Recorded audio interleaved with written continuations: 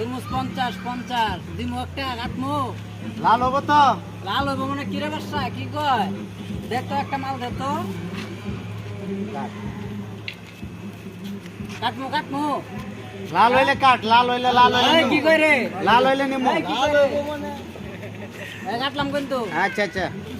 এই যে কাটলাম। হ্যাঁ কাটো। কাটলাম। লাল হইলে তো নিমু কইছি। হ্যাঁ। লাল না হইলে ফিরত।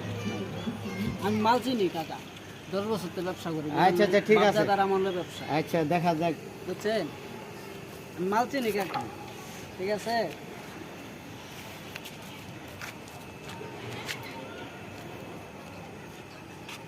এই কি রে?